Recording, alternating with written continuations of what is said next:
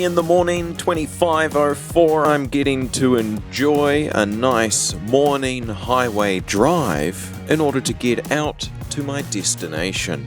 Visibility is low, but this is just a trial run. It's about to get a whole lot lower once the event starts.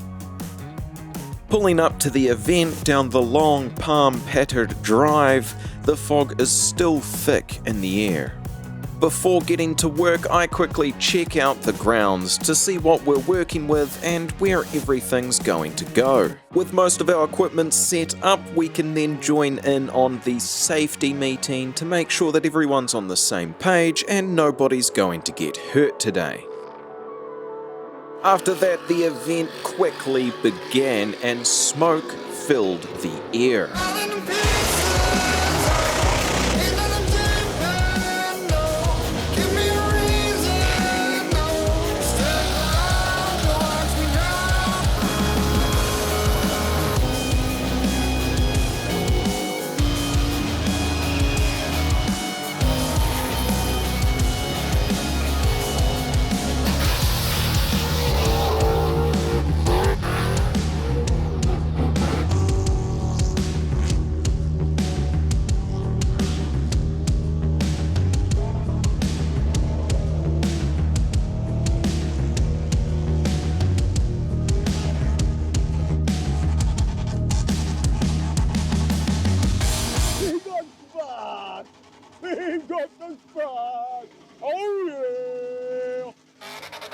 It was a long day with lots of competitors and, of course, an absolute ton of smoke. With many tyres left burnt and smouldering on the pad, it is time for me to retire for the day and head home, sadly having to skip out from the little after party where some of the drivers decided to continue the day's adventures. Well, there we go. That was a successful day. There were a few minor issues that I wish hadn't happened, but you can't win them all, and everybody seems pretty happy with how everything turned out. Even though, admittedly, there was a little point in the day where I was disheartened by the sheer amount of burnt rubber that was ending up on my equipment and on my camera lenses and stuff. I got kind of worried that it might be permanent, but I ended up giving them a little clean and found that it is all good. I don't know how to get out of here.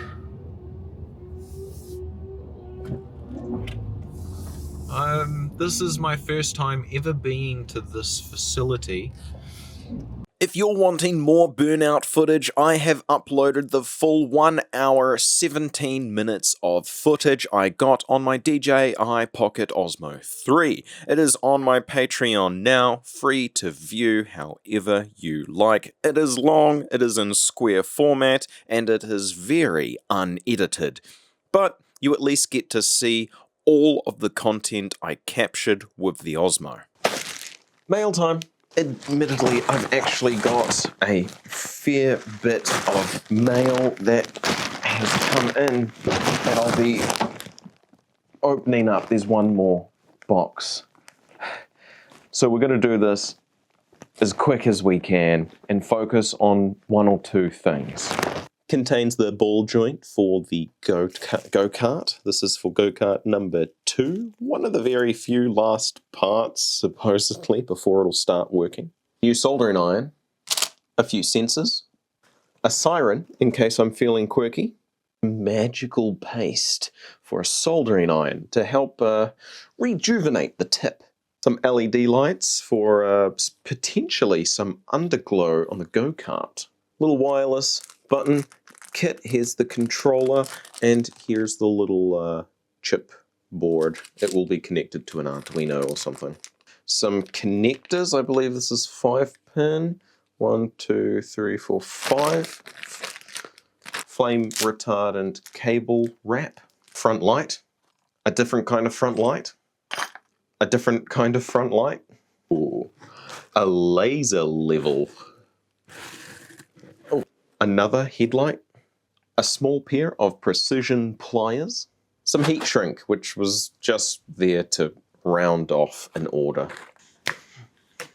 A well-wrapped steering wheel. This will be to replace the steering wheel on my go-kart because it is pretty well worn. A steering wheel for the second go-kart. This one's got red trimming rather than the yellow like the other one. Last but not least, the long anticipated motor controller upgrade. This one comes with a small Bluetooth module. Here is the cable loom to do all the cabley things. And then here is the motor controller itself. It is very heavy and very dense. Ooh-wee. Wow. Oh, this is a very powerful motor controller just from feeling it. Here we go. Here's some specs on here.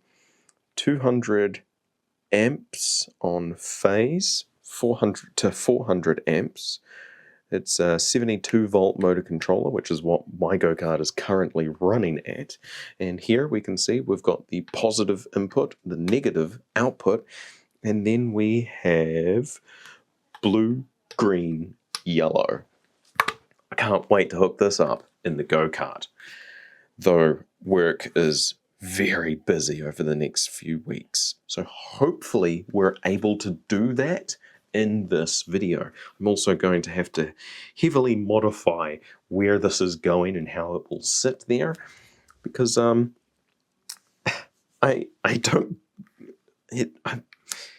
I've got a completely different shape and size motor controller in the go-kart already. So putting this in there is going to be interesting.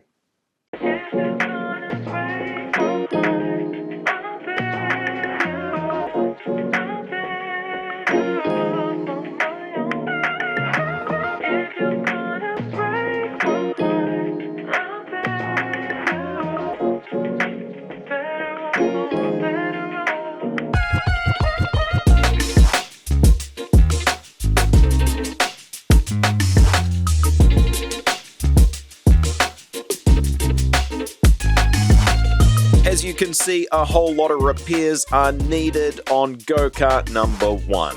It's had a rough life since moving in with me, and now the frame has been snapped down the middle. So I've pulled everything off of it and I've got it in an upright position, which should make it a lot easier to fix and also inspect to see what's going on here. As you can see, there's no getting past it. This is going to have to be repaired, and repaired well.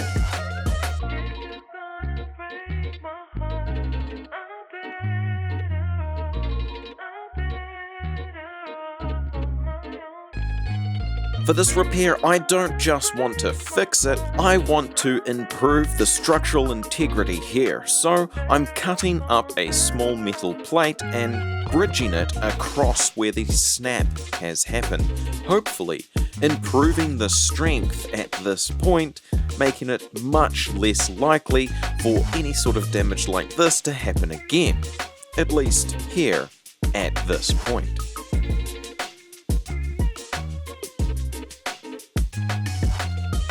After grinding away the paint and old weld at this joint, we get a much closer and clearer look at this snap. This is some very thin metal, so I'm going to have to be extra careful while welding. Using a ratchet strap, I pull the frame straight so those edges are as close together as I can get them. Then I'm able to connect up the welder to begin repairing this unfortunate situation.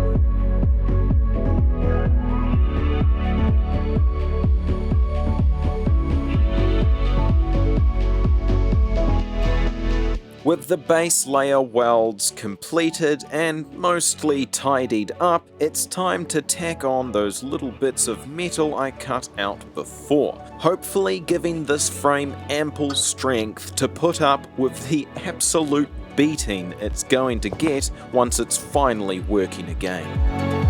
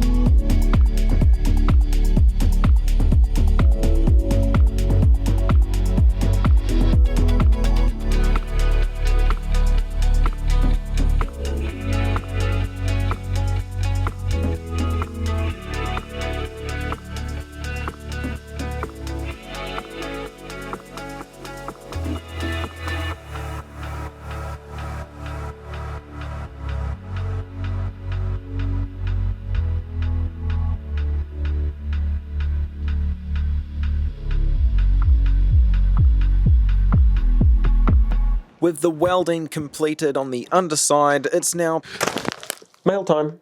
So this was part of a larger package that I opened because I thought it was something else that had nothing to do with this channel. But turns out it's got everything to do with it. I ordered this stuff 3 days ago on AliExpress and somehow it's made it all the way here to New Zealand in that short amount of time. Included in the package, of course, is this new accelerator for the Go-Kart. I'm going to try out a new one because my current one just doesn't feel like it's got the resolution that it should. In this little package, I've got a simple little, I think it's like ABS project box. This is going to be for any extra circuits and electronics that I put into the Go-Kart, just so that I can keep things nice and tidy.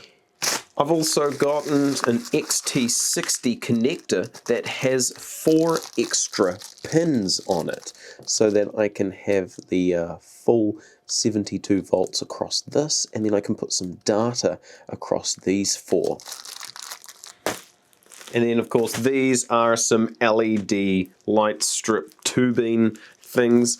I'm sorry, I'm not going to open them right now because I've already opened the last packet in a previous mail time that I can't remember if I included. Last but not least is, of course, this USB-C XT60 connector. So this allows me to use any old LiPo.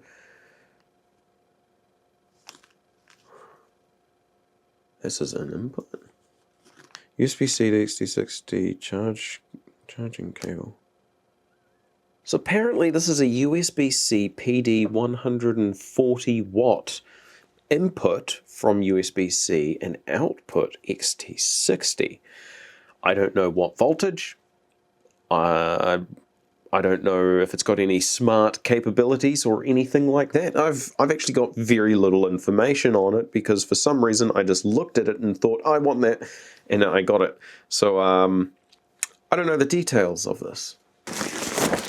Ooh, sick little RC car. Definitely going to have to check this out and see if it's even worth it.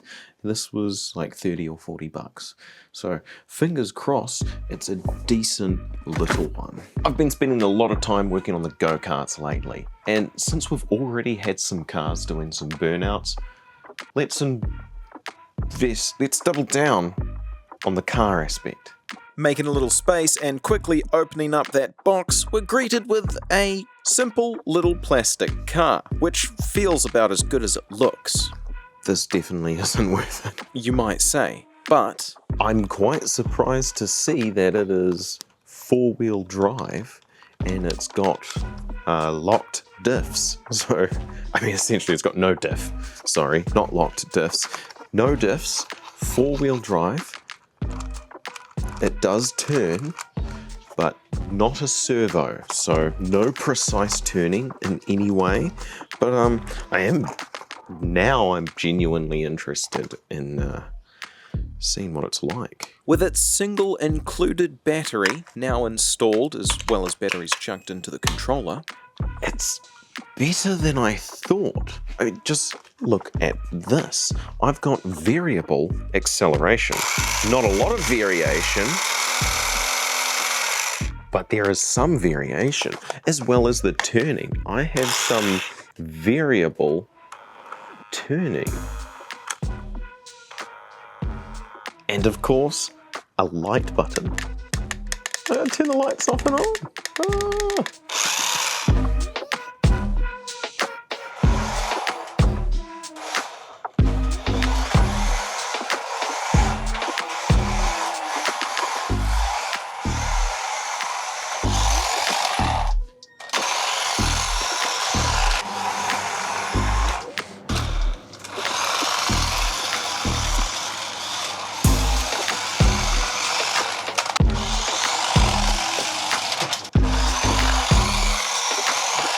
It's a lot more capable than I had anticipated, given its low price and completely cheap feeling plastic build here.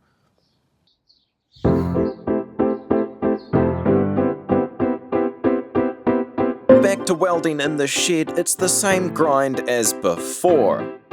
With my work area clear, I will do some welding, then some grinding, then some welding, and then some grinding again on repeat.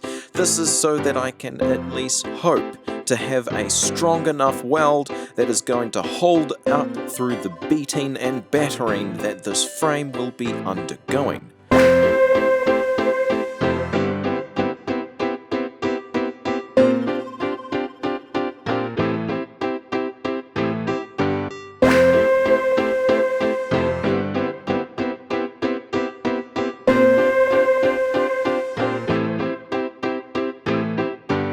This is not a perfect weld, but I would say that it is good enough, at least for now. I feel like all I'm really doing at this point is putting weld on and then grinding it off, and then putting weld on and then grinding it off. There are some gaps.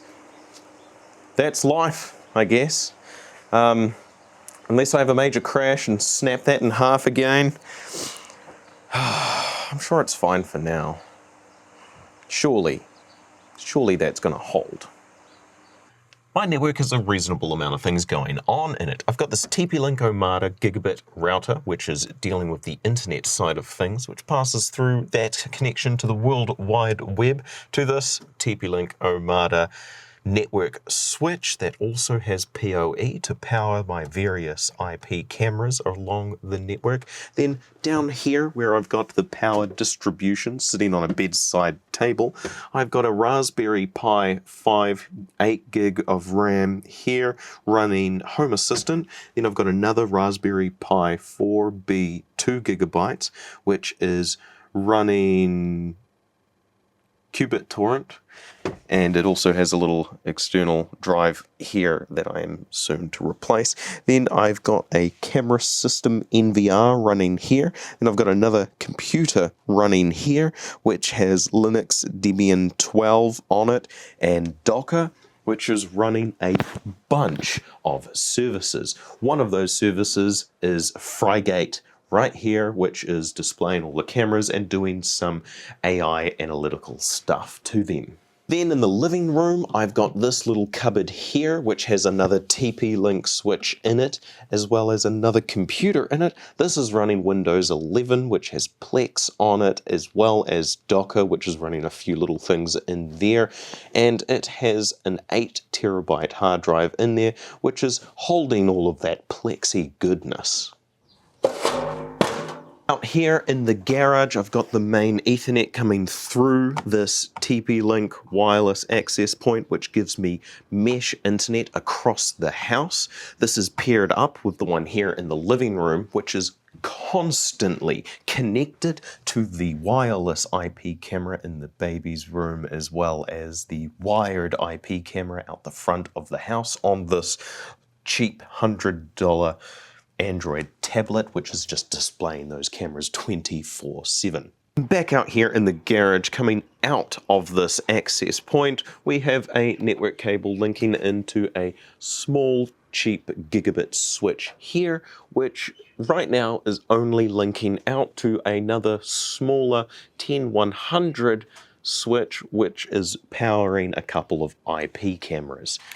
Now, for the most part, I don't usually talk about my network stuff because I don't think that I am able to show it off well enough like other people have been able to. They just seem a little more dedicated to the craft, but I do a fair amount of self-hosting. Now, originally, I was inclined to set up this computer here. It's just a basic HP EliteDesk 800G1. It has an i5 4th generation and it has 8 gigs of RAM. But then I noticed I've got this little computer here. And, well, first and foremost, I'm going to check and see if this is unlocked so that I can put my own operating system in it, and see if the specs are any better than this much larger box here. After quickly chucking in an SSD that has Windows 11 preloaded on it, we can then have a look in Task Manager and see that it does in fact have a better CPU in it. So it's decided, I'm going to use this smaller top one. It will replace that small Raspberry Pi 4 that I had mentioned earlier. This has an i5 6500T CPU in it. This one only has an i5 4570S. Now, this one can beat this one in some raw processing, but this, having the newer Skylake technology in it, it is more efficient in both its processing and its power usage, which is really important for 24/7 operation. So definitely going with this one. Initially, I'd planned to install the OS on this 128GB M.2 drive and pair that with a Samsung SSD rated at 500GB with a Proxmox installation controlling everything. Well, it turns out that this SanDisk M.2 drive is faulty, or the drive port on here is faulty. Either way, it's not seeing it. So unfortunately, I am going to have to just have the single 500 gig SSD SATA drive plugged in and have everything running off of that. But the good news is it's only got one of its 2 RAM slots filled, which means I can top this up and get a total of 16 gig of RAM out of this, making it a whole lot more useful, I think. Maybe. With Proxmox freshly installed, I can install it up here in this sort of roof area. And you may notice that I have very slightly tidied it up. With space made for this new addition in an admittedly less than ideal position, we can then fire it up and head inside to see if it is playing ball on the network and accessible. Proceed, and here it is! The Proxmox virtual environment. Admittedly, I seem a little too excited to be seeing the UI for Proxmox, but that's because I had an IP conflict that I didn't realize. Nothing. And it took a little while to solve. But here it is, finally working in the Proxmox environment, and this is my very first look at it. I don't know what the username and password is here, so I'm just going to assume that's it. No valid subscription. I know. Okay, cool. And there we go. That's my little Proxmox environment set up. I guess I might take a little bit of time to play around with it a little bit. But as I had just previously mentioned, I kind of don't need it. I think I'm going to change from Proxmox to Debian 12 headless, because that's what my other servers are set up like, and they do the job just well. I don't see any viable reason to use Proxmox at this point in time. It's got a ton of features, a ton of control, and a ton of things which are fantastic, but I have zero reason to use it. No use for it or anything at all, so that would just be a ton of features completely not used. But hey, Proxmox.